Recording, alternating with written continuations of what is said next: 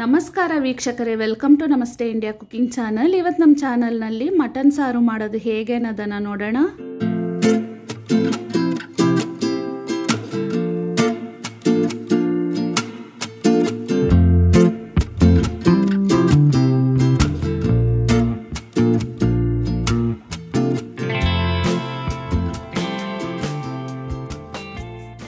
ಮುಕ್ಕಾಲು KG mutton ಅನ್ನ clean ಮಾಡಿ ತೊಳೆದಿಟ್ಟಿದ್ದೀನಿ.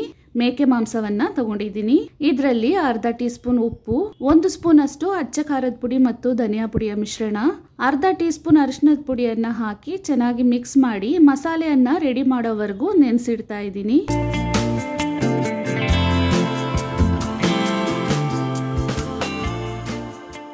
ಸಾರಿಗೆ ಬೇಕಾಗಿರುವ ಮಸಾಲೆ ಪದಾರ್ಥಗಳನ್ನ ನೋಡ್ಕೊಳ್ಳೋಣ.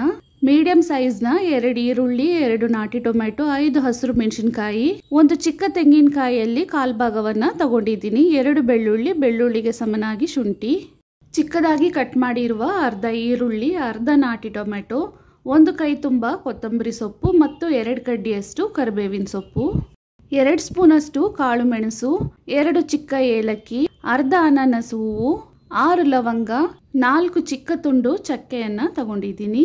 ಮೊದಲಿಗೆ ಒಂದು ಬಾಣಲಿಯಲ್ಲಿ ಸ್ವಲ್ಪ ಎಣ್ಣೆಯನ್ನ ಹಾಕೊಳ್ತಾ ಇದ್ದೀನಿ. ಎಣ್ಣೆ ಬಿಸಿ ಆದ್ಮೇಲೆ ಈರುಳ್ಳಿಯನ್ನ ಹಾಕಿ ಕಂದು ಬಣ್ಣ ಬರೋವರೆಗೂ ಚೆನ್ನಾಗಿ ಬಾಡಿಸ್ಕೊಬೇಕು.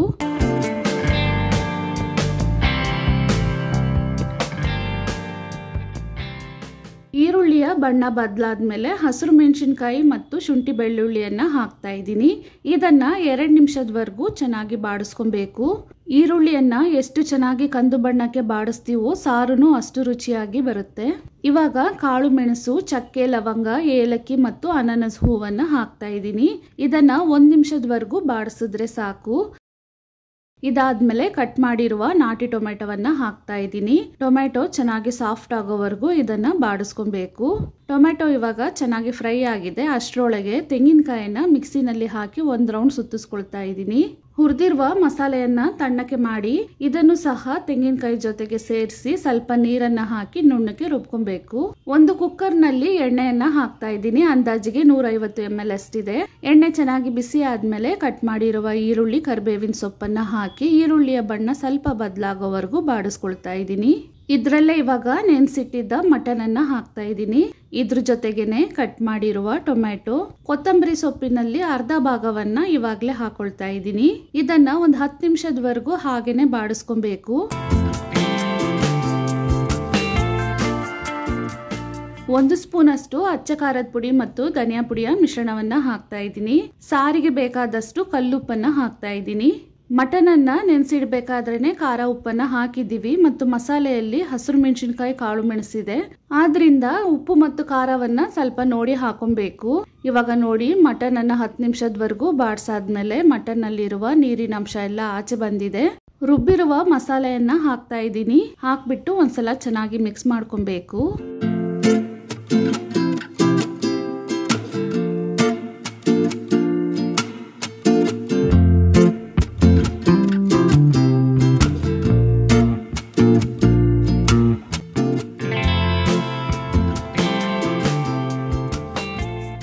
ಮಟನ್ ಬೇಯೋದಕ್ಕೆ ಮತ್ತು ಸಾರಿನ ಹದಕ್ಕೆ ತಕ್ಕಂಗೆ ನೀರನ್ನ ಹಾಕ್ತಾ ಇದ್ದೀನಿ.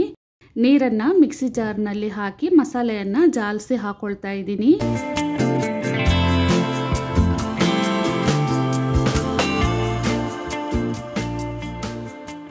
ಗಟ್ಟಿಯಾದ ಸಾರನ್ನ ಮಾಡ್ತಿರೋದ್ರಿಂದ ಈ ಹದಕ್ಕೆ ನೀರನ್ನ ಹಾಕೊಂಡಿದ್ದೀನಿ. ಕುಕ್ಕರ್ನ ಮುಚ್ಚಳವನ್ನ ಹಾಕಿ ಕುಕ್ಕರ್ನ ಕೆಪಾಸಿಟಿ ಮತ್ತು ಮಟನ್ನ ಹದಕ್ಕೆ ತಕ್ಕಂಗೆ ವಿಜಿಲಿಟ್ಟು ಮಟನ್ ಅನ್ನ ಬೇಯಿಸ್ಕೊಬೇಕು. ಇದು ಮೀಡಿಯಂ ಹದದ ಮಟನ್ ಆಗಿರೋದ್ರಿಂದ ಅಂದ್ರೆ ಎಳೆದಾಗಿನೂ ಇಲ್ದೆ ಬಲ್ತಿರೋದಾಗಿನೂ ಇಲ್ದೆ ಮಧ್ಯದಲ್ಲಿದೆ.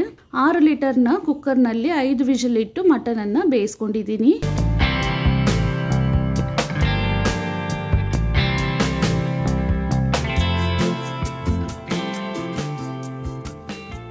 ಇವಾಗ ನೋಡಿ ಮಟನ್ ಕರೆಕ್ಟ್ ಹದಕ್ಕೆ ಬಂದಿದೆ.